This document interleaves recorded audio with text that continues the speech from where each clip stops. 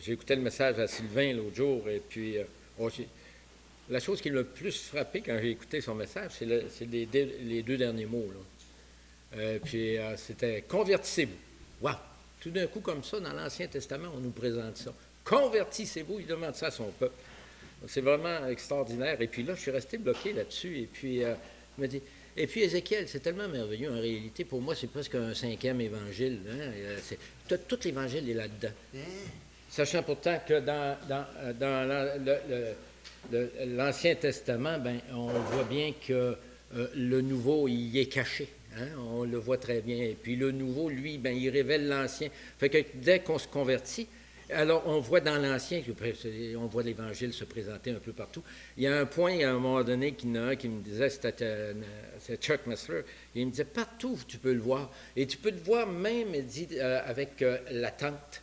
Quand tu es avec la tente dans le désert, dans le temps, là, bon, tu avais la disposition des gens qui étaient, tu avais les Lévites qui étaient à l'intérieur du cadre de la tente avec Moïse qui était là, et puis il avait distribué toutes ces tribus. Par 3. Mais ils n'avaient pas distribué n'importe où. Ils avaient distribué à l'est, à l'ouest, au nord et au sud.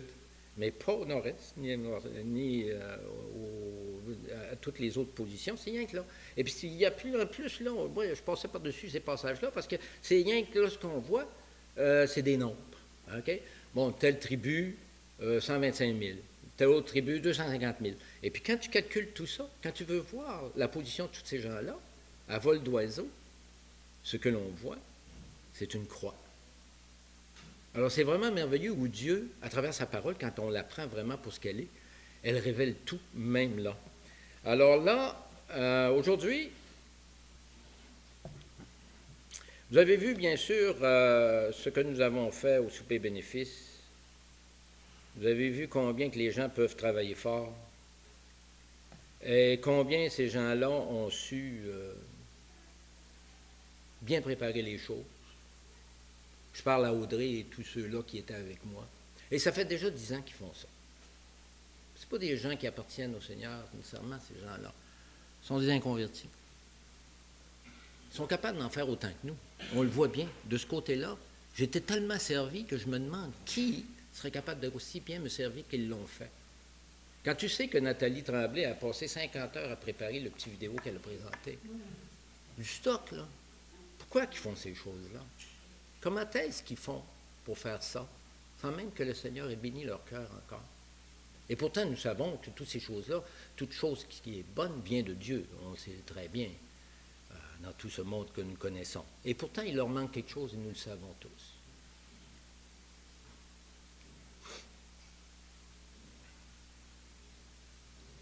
Et il en est de même dans nos églises. Bien souvent, on peut travailler, mais à la même façon qu'eux le font. Sans nécessairement que le Seigneur soit dans notre cœur ou notre vie. Et ça peut se voir. Parce que quand on voit en général ce que les gens sont et que ce que je suis, c'est que je peux, m'enfler d'orgueil, travailler dans mon église pour ça.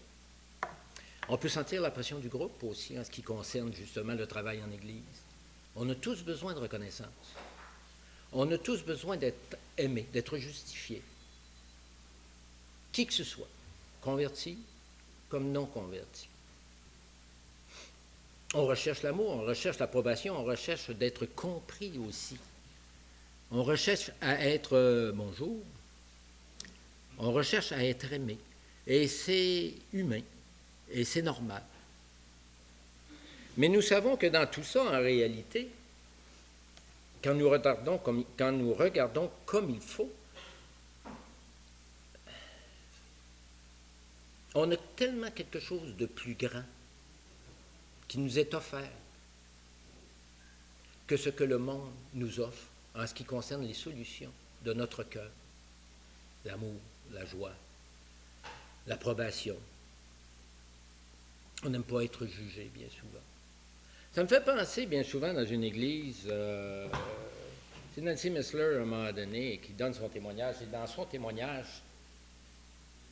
25 ans de temps, 25 ans, puis c'est pas n'importe qui, là, elle donnait des cours à la maison continuellement, soit sur le mariage, à des groupes de femmes, Et il y était plusieurs, c'était quand même une assez grosse église. Et c'était continuel, tous les semaines, elle faisait ça. Elle s'occupait aussi d'un groupe de jeunes. Et elle était très connaissante dans la parole. C'est pas ça qui lui manquait du tout. Alors la parole, elle le connaissait bien. 25 ans, elle l'étudiait continuellement. Et pourtant, il y a une personne qui, à travers toutes les œuvres qu'elle a pu faire en Église, se retrouve à se faire dire, pendant une réunion sur le mariage, ce que tu dis, tu ne le vis pas.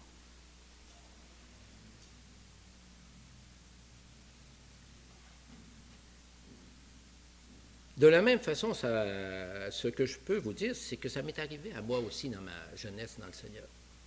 Et c'est pas peut-être pas pour les mêmes raisons que Nancy a eues, mais ce que je sais, c'est que je marchais mal. Par orgueil, peut-être, je me sentais trop fort, trop capable. Jusqu'à ce que je vois que la parole, au contraire, me condamne, me dit, t'es pas capable. Et tu arrives au bout d'un certain temps, comme Nancy Missler a pu se voir au bout de 25 ans, qu'elle aussi n'était pas capable, qu'elle a tout fait par sa propre force pendant 25 ans de temps. Et la preuve a été démontrée par un mari qui s'éloignait tout le temps, à tout moment de sa vie, lui qui était un grand voyageur, soit par business ou soit par l'Évangile, parce que c'est un homme qui est très connaissant dans la parole, lui, c'est un exégète dans la parole de Dieu, son mari. C'est pas n'importe qui, dans un certain sens. Les deux en grande connaissance de cette parole-là, les deux étaient en train de se perdre dans leur mariage, étaient en train de faire une séparation complète. Ils étaient sur le bord du divorce. Qu'est-ce qui manquait? Qu'est-ce qu'il y avait? Ils n'avaient pas la foi. Et pourtant, on sait très bien que ça vient de là. De toute la réforme que nous avons eue, nous a vraiment démontré que oui, le chrétien marche par la foi. Alors, dans cette Église, est-ce que nous travaillons par la foi? Est-ce que nous travaillons vraiment selon la volonté de Dieu ou nous travaillons par la chair? Est-ce qu'on ne voit pas dans nos cœurs, bien souvent, le désir d'une femme de se soumettre à son mari? Et ce que tu vois par la suite du témoignage du mari, elle est toujours pleine d'amertume. Comment peux-tu être soumise et être pleine d'amertume à la fois? Est-ce que c'est la façon que le Seigneur veut que nous fassions les choses ou pas? Qu'est-ce qui manque quelque part? Par ma part, j'ai trouvé la raison pour laquelle ça ne marchait pas. On a vu tantôt, Michel, je te remercie pour ce chant parce qu'il tombe en plein dans le mille. On dit quoi? La première phrase, c'était quoi? Merveilleux changement, je naquis de nouveau. Et puis on prend ça comme étant quelque chose qui est acquis et fini. Mais on ne s'en occupe plus. On naît de nouveau, on reste né, on dit c'est fait, je suis né. Et en réalité, pendant bien des années, Nancy, comme moi, je suis resté bébé. Et j'aimerais peut-être aussi, peut-être même, on peut changer cette phrase-là pour y mettre autrement aussi. Parce qu'il y a une perspective qui est double dans ce que le Seigneur a fait à la croix. Il ne nous a pas seulement fait naître de nouveau, mais il nous a fait mourir en lui. Merveilleux changement, je suis mort en lui. Par son sang qui a coulé. Et on oublie souvent cet aspect-là de notre vie. Et alors que dans notre sentiment, on oublie également un autre aspect qui est celui de notre position en Christ. Bien souvent dans les évangiles, on vous apporte toutes sortes de recommandations pour le chrétien. OK, tu vas faire ceci, tu vas faire cela, tu vas t'en aller là.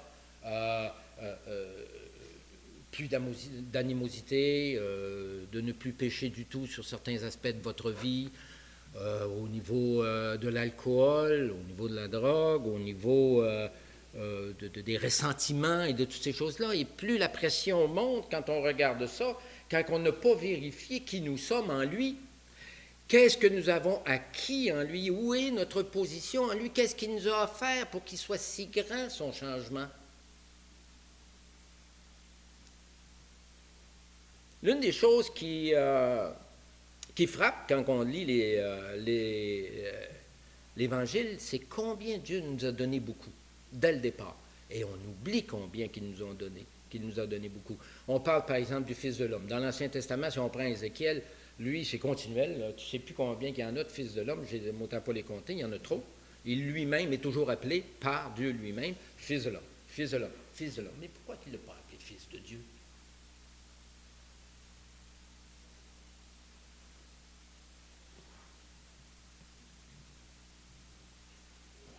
Dans l'Ancien Testament, ça a toujours été le cas. Et pourtant, dans l'Ancien Testament, on voit un endroit bien particulier, une place, à plusieurs endroits d'ailleurs, où des gens sont appelés fils de Dieu. Qui est-ce?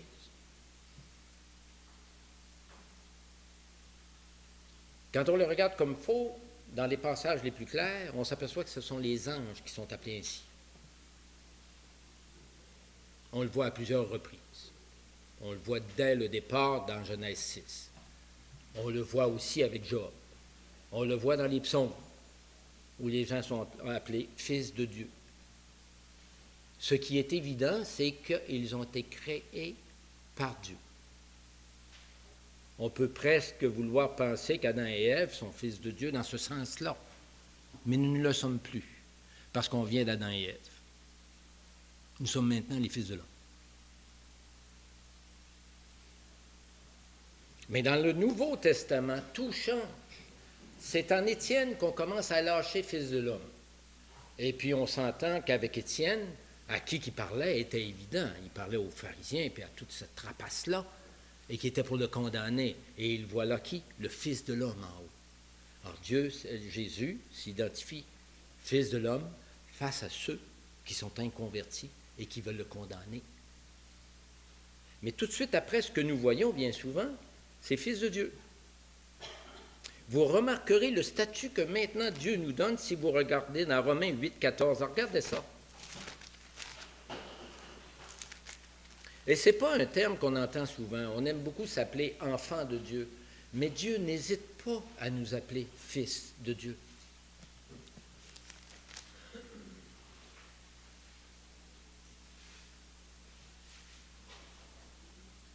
Car tous ceux qui sont conduits par l'Esprit de Dieu sont fils de Dieu. Regardez 2 Corinthiens 1, 19. On va le faire quelques petits passages. Juste pour se situer en ce qui concerne notre élection. Qui nous sommes devant lui?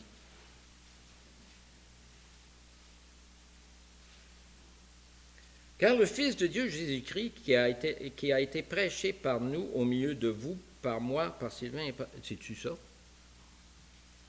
2 Corinthiens 1, 19. Alors, peut-être que je n'ai pas mon bon passage. Regardez Galates 3, 26. On va le retrouver, ça, c'est sûr, là.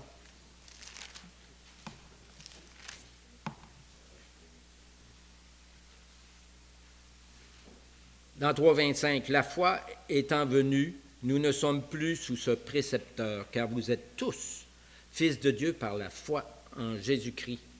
On le voit également ailleurs dans Apocalypse 21, 7. Une position incroyable que le Seigneur nous a donnée qui n'appartenait à personne d'autre auparavant.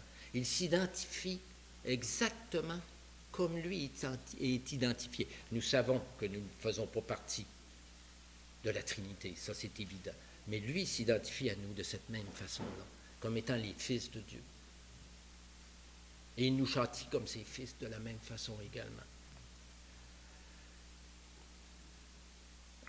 Et c'est notre héritage aussi qu'il nous a donné qui est si grand dans Éphésiens. Si on veut regarder Éphésiens, Éphésiens est une merveilleuse épître. Si j'avais à vouloir regarder Éphésiens, si j'étais, comment devrais-je dire, pasteur, ou ce que je désirais construire une église, combien Éphésiens est une belle façon de voir, afin de pouvoir construire une église sur cette base-là.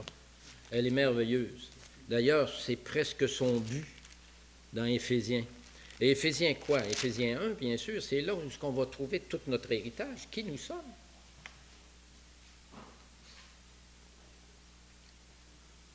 On peut commencer, par exemple, en Éphésiens 1, 3.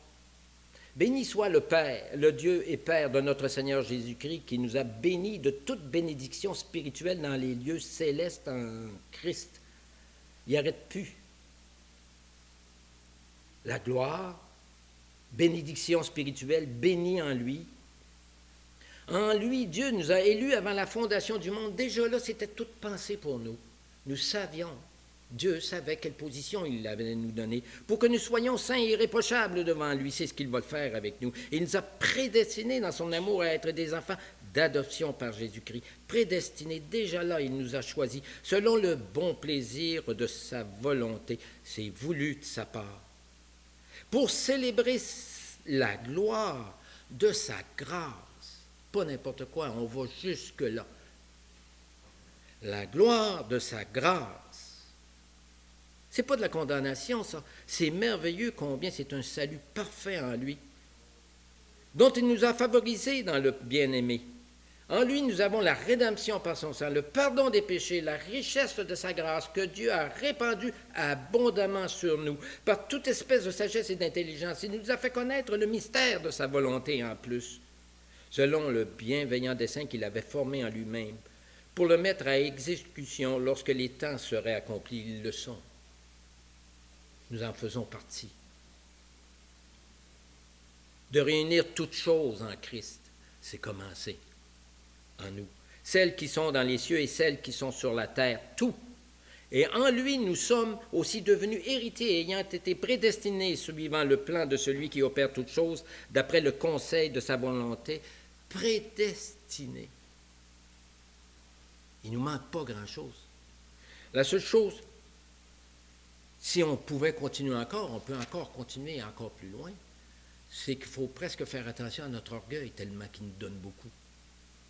Il faut s'humilier devant la croix parce que notre position est grande, parce qu'il n'a rien laissé de côté pour nous. On peut le voir dans Jean 1 aussi.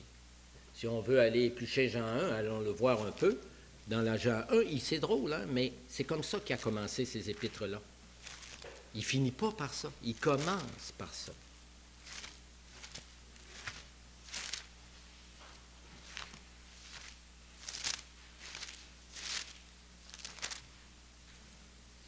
Au commencement était la parole, et la parole était avec Dieu, et la parole était Dieu. Elle était au commencement avec Dieu. Toutes choses ont été faites par elle. Wow! Et toutes choses ont été faites par elle, et rien de ce qui a été fait n'a été fait sans elle. En elle était la vie, et la vie était la lumière des hommes. La lumière, lui, dans les ténèbres, et les ténèbres ne l'ont point reçue.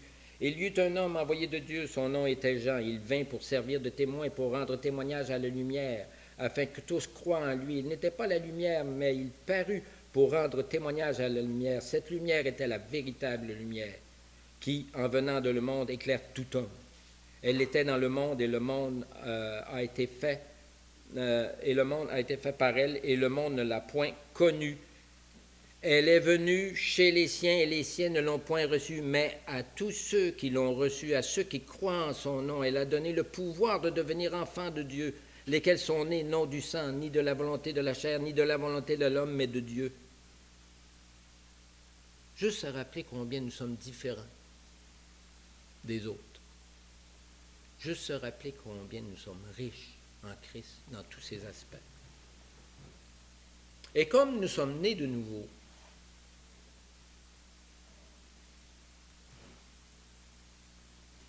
voilà une chose qui bien souvent nous oublions. C'est que son pendant, c'est la mort en lui. On ne peut pas naître de nouveau sans mourir.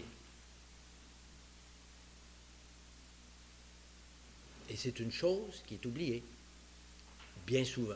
Non pas par tous, on s'entend bien. Certains progressent très rapidement dans cette façon de voir.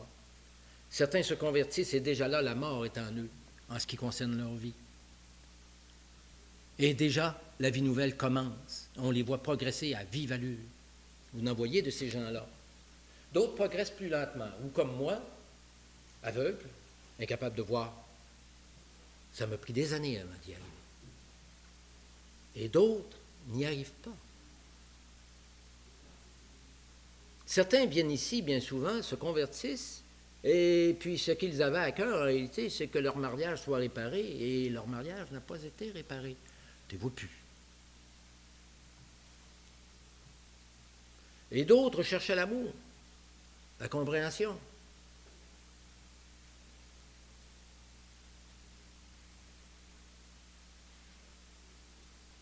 Et tu ne vois plus.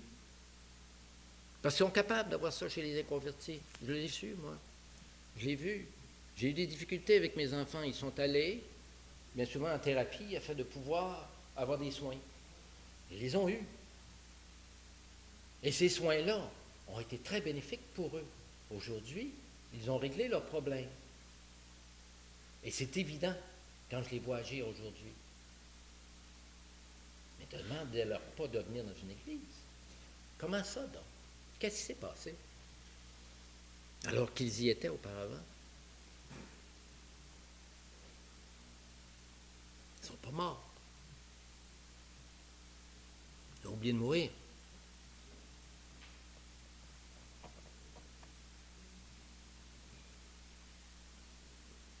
Regardons Romains 6.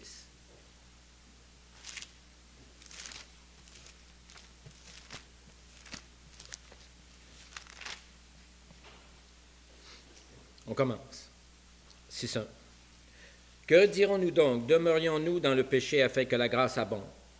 Loin de là, nous qui sommes morts au péché, comment vivrions-nous encore dans le péché? Ignorez-vous que nous tous qui avons été baptisés en Jésus-Christ, c'est en sa mort que nous avons été baptisés? Ah ouais. Nous avons donc été ensevelis avec lui par le baptême en sa mort, afin que, comme Christ est ressuscité des morts, par la gloire du Père, et de même nous aussi, nous marchions en nouveauté de vie. En effet, si nous sommes devenus une même plante avec lui par la conformité à sa mort, nous le serons aussi par la conformité à sa résurrection, sachant que notre vieil homme a été crucifié avec lui afin que le corps du péché soit réduit à l'impuissance pour que nous ne soyons plus esclaves du péché, car celui qui est mort est libre du péché. Qu'est-ce que vous voulez? Rechercher à obéir au Seigneur à travers toutes les choses qu'il nous demande. Quelquefois, vous allez voir une chose, c'est que ça en est impossible. Vous devrez travailler très fort pour y arriver. Nancy, ça a pris 25 ans pour comprendre. Moi, ça m'en a pris 15.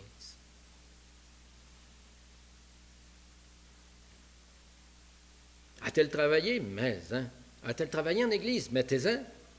Est-ce que son mari a travaillé en église? Mettez-en.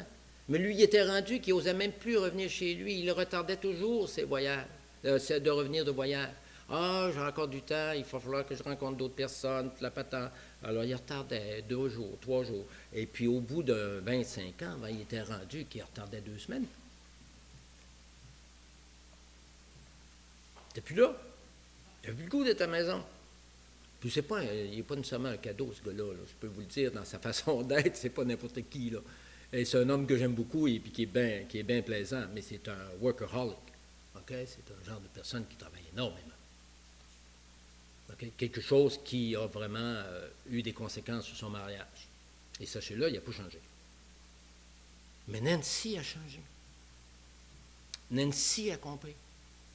Nancy a saisi. Parce que quand vous continuez ce passage-là dans Romains 6, allons au verset 12. Que le péché ne règne donc point dans votre corps mortel et n'obéissez pas à ses convoitises. Dans le langage séculier, je vais vous dire tout de suite, bonne chance. Vous ne ferez pas le poids. Ça ne passera pas. C'est sûr que vous allez essayer de bien paraître. C'est sûr qu'à un moment donné, vous ne viendrez plus à l'Assemblée. Oh, trop dur. C'est presque impossible. Cela est impossible. Et c'est pour ça que vous pouvez en faire le parallèle immédiat avec le verset 14, car le péché n'aura point de pouvoir sur vous, puisque vous êtes non sous la loi, mais sous la grâce. Être sous la grâce ne dépend pas de nous, mais ça dépend de Dieu. Et le péché, quand il nous parle qu'il ne règne pas sur vous, vient de votre mort à la croix. À un moment donné, je regardais le pharisien, à un moment donné, quand je regarde le pharisien, là, puis le publicain, là, les deux, Jésus les regarde, puis il en dit, garde, il dit tout ce que j'ai fait. Hein? Je fais ceci, je fais l'aumône, je fais toutes sortes de choses, puis là. Au point de vue humain, moi, quand je regarde le publicain, puis qu'il fait ça, là d'un pauvre petit gars dans le coin, là, au point de vue humain, quand je regarde ça, si je veux bâtir mon église, je prendrais le pharisien. Là. Je ne le connais pas, peut-être que c'est un très bon gars, là. Mais lui, il a l'air à travailler. Publicain, il n'a rien fait encore, lui, là. Mais faites-vous remarquer qu'est-ce que le Seigneur a dit à travers tout ça? Hein? C'est qu'il a dit déjà.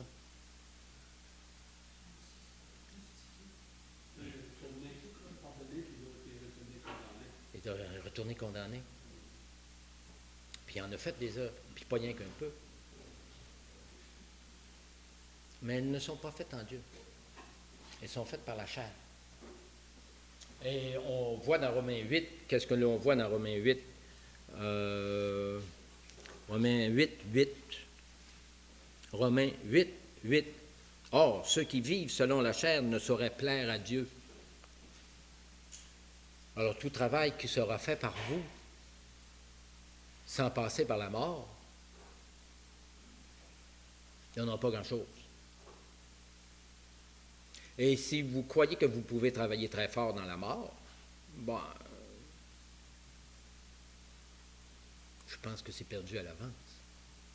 Mais par contre, là se trouve vraiment la solution. Nouvelle vie, vieille vie. On le voit continuellement dans plusieurs passages, cette nouvelle vie-là puis cette ancienne vie-là.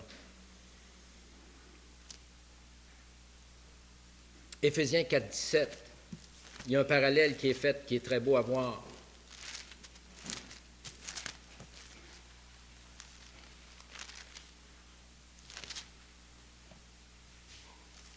On va commencer à Éphésiens 4, 17, puis on va continuer un peu pour pouvoir voir le parallèle que le Seigneur nous donne.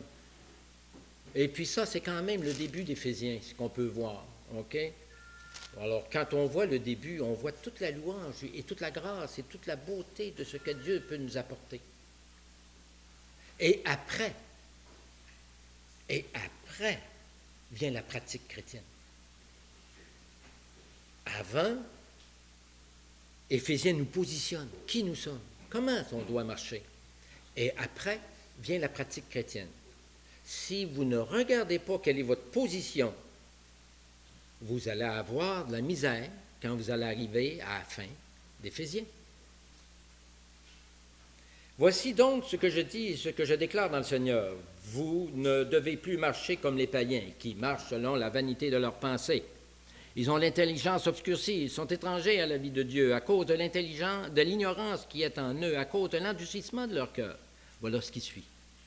Ayant perdu tout sentiment, ils se sont livrés au dérèglement pour commettre toute espèce d'impureté jointe à la cupidité.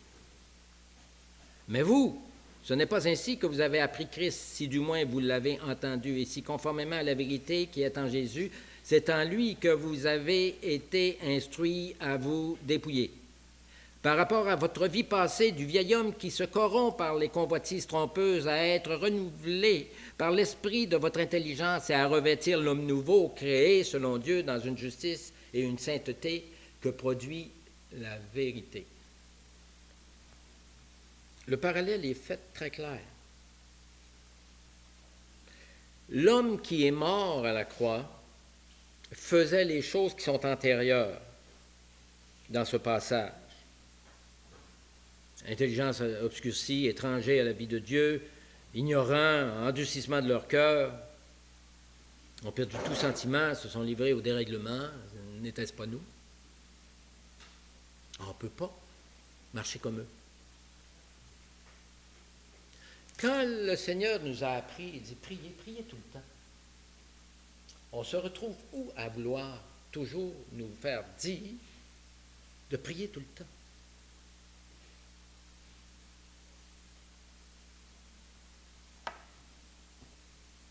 Quand le Seigneur a regardé le publicain, celui-là était déjà justifié dans son cœur. Qu'est-ce qu'il faisait?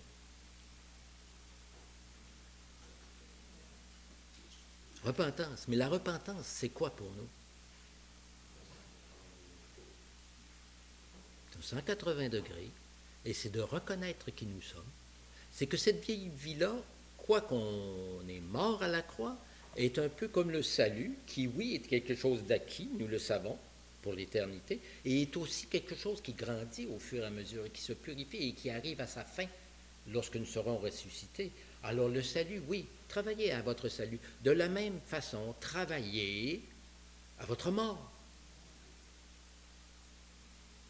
Travaillez à votre nouvel homme. De la façon que de travailler à mourir en Christ. Qui a payé pour les péchés? Qui pardonne les péchés? Qui enlève nos péchés? Sinon Christ. Performer à essayer seulement de perdre ça par nous-mêmes, on est voué à l'échec. Là où le Seigneur nous a mis, c'est à la croix. Là où son sang a coulé est à la croix. Et c'est là que notre vieil être doit se retrouver.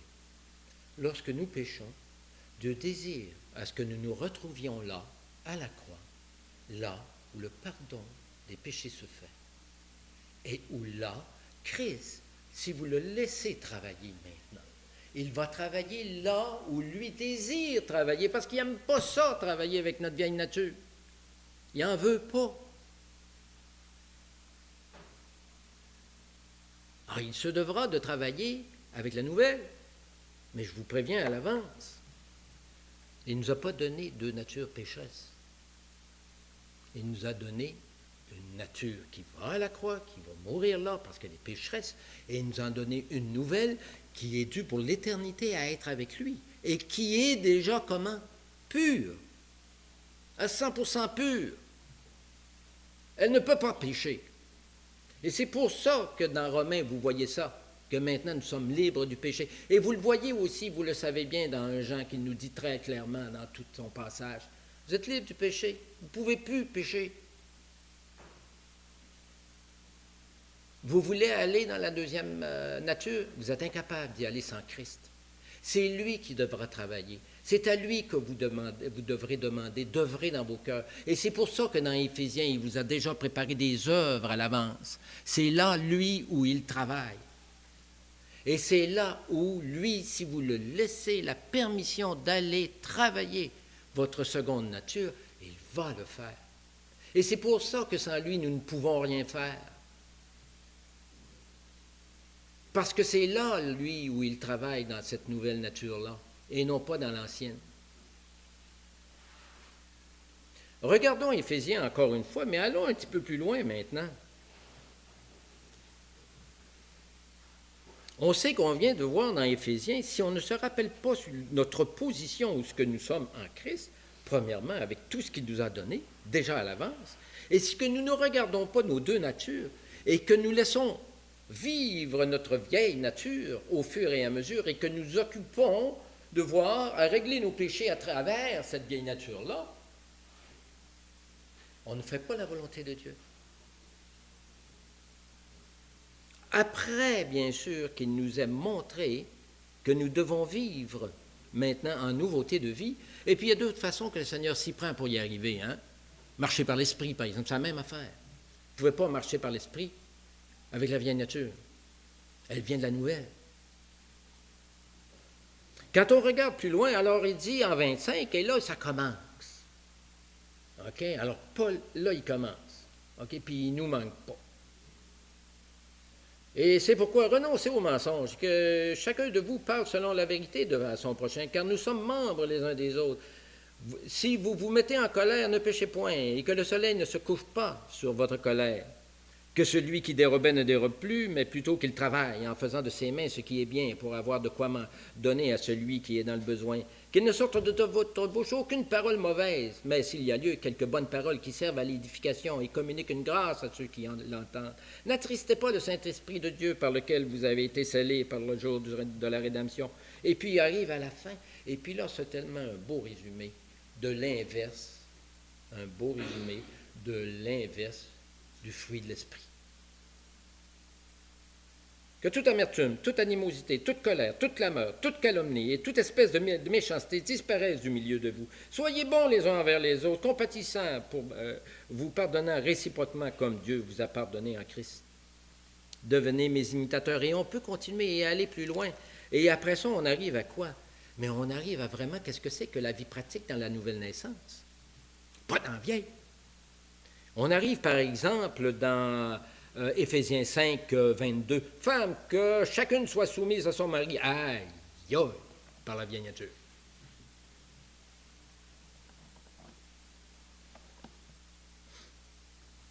Car le mari est le chef en plus. Marie, que chacun aime sa femme comme Christ a aimé l'Église et qu'il s'est livré lui-même pour elle, afin que pour sa sanctifier en la purifiant et en la lavant par l'eau de la parole. Alors nous, c'est quoi alors? Pour faire paraître devant lui cette Église glorieuse, sans tache, ni ride, ni rien de semblable. C'est ainsi que le mari doit aimer sa femme. Aïe, aïe. Alors qu'en réalité, dans notre vieille nature, on est plein d'amertume, on regrette toutes sortes de choses, on en veut encore parce qu'elle n'a pas fait ci ou elle n'a pas fait ça. Ou encore, j'essaye de faire quelque chose, mais elle ne veut jamais, ou on a toutes sortes de raisons. Hein? Aussi niaiseuse que ce soit, on peut garder de l'amertume, ce qui est dans Éphésiens 4, 31, hein, de l'amertume, de l'animosité, ça fait partie de notre vie, de notre vieille nature. On ne peut pas se permettre ça.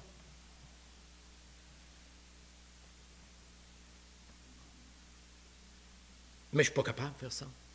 Moi, je l'ai essayé, en tout cas.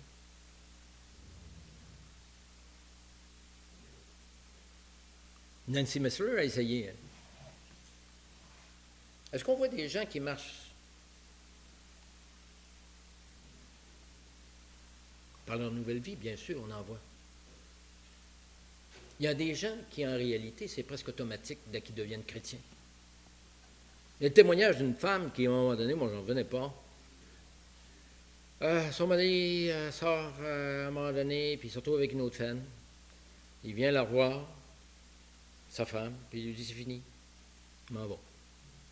Une nouvelle femme. C'était une infirmière dans un hôpital. Elle est tombée en colère. Elle n'était pas chrétienne. Elle était en colère. C'était peu possible. C'était une femme de colère. Elle est partie. Elle a reçu le nom de la femme. Elle est allée à l'hôpital.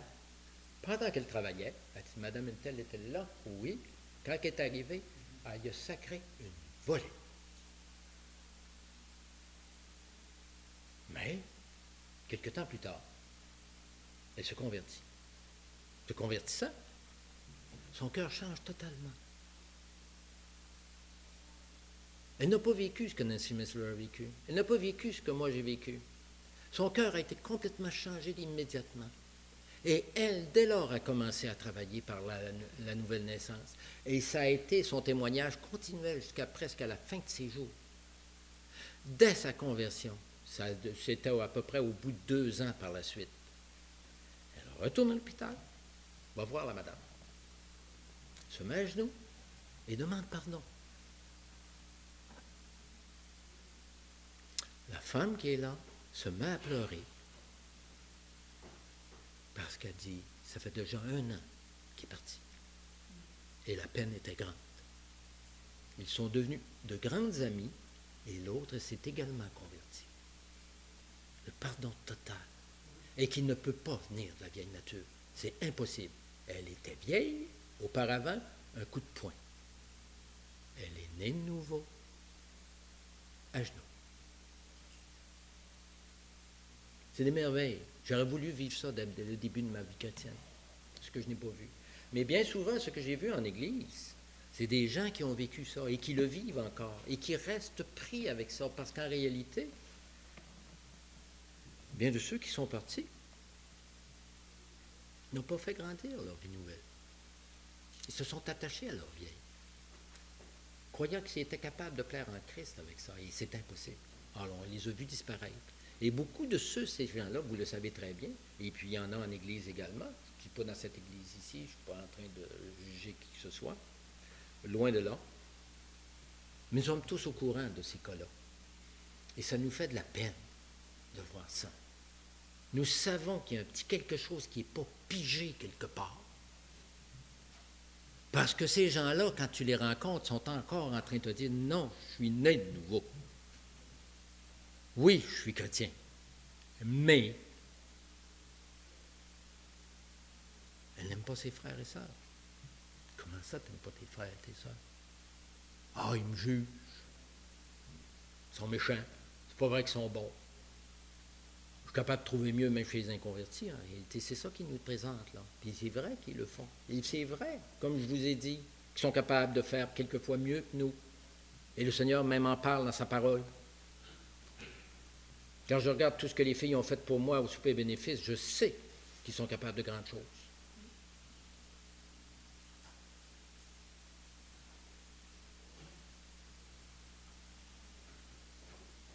En espérant que cette vie chrétienne-là que nous vivons en cette Église, nous puissions faire grandir dans chacun de nos cœurs cette nouvelle naissance que Dieu nous a donnée et que nous ne l'appelions plus nécessairement nouvelle naissance. C'est fait, c'est passé. Mais ce nouvel homme, cette nouvelle femme, et puis c'est présenté comme ça aussi dans les évangiles.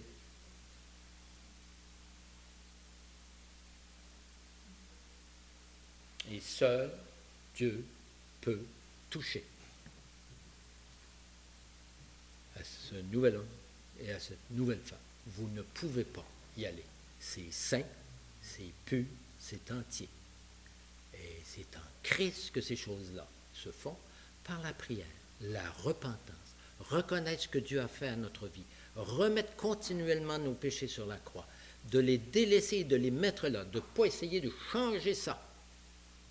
Mais que Dieu travaille par la suite dans vos cœurs à travers la nouvelle vie qu'il vous a donnée afin de la faire progresser comme jamais elle n'aura progressé auparavant. Parce que vous vous débarrasserez là où ça doit être débarrassé à la croix. Amertume, animosité. Travaillez pas ça, vous ne serez pas capable. Je vais essayer de l'être. Nancy le disait encore, Nancy Messler. Mon mari le voyant plein dans ma face. Ah, j'avais dit, je vais te pardonner. Non, non. Le voyant dans ma face. Ah, moi, j'ai obéi à mon mari. Ouais, mais t'es pleine d'amertume. Mais j'obéis pareil. Oui, je sais. Je sais. Vous allez remplacer une bonne action par une mauvaise. Normal, ça ne marche pas.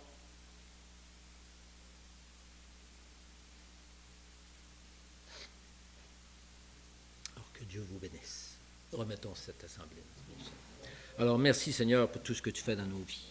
Merci Seigneur pour tout ce que tu nous as donné, Seigneur, pour l'élection que tu nous as faite, Seigneur. C'est tellement par grande grâce et merveille que tu as tout fait pour nous, Seigneur. Tu nous as tout donné. Il n'y a rien qui nous manque. Et même que cette nature-là que tu nous as donnée, qui est nouvelle, Seigneur, tu y es entré dans nos cœurs afin que tu puisses vraiment la faire progresser. Et la faire progresser. Et la faire progresser. Seigneur, fais en sorte que nous nous effacions et que tu prennes place dans nos vies. Amen.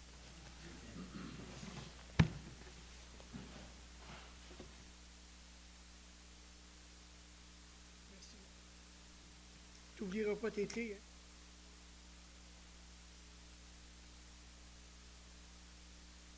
Fier, bien-aimé. Et ça nous rappelle hein, que semaine après semaine, on entend des belles prédications qui devraient vraiment encourager notre âme intérieure. Ça commence là. C'est lui qu'il faut nourrir notre homme intérieur. À l'extérieur, comme que Paul dit, hein, ça peut passer par toutes sortes de gammes,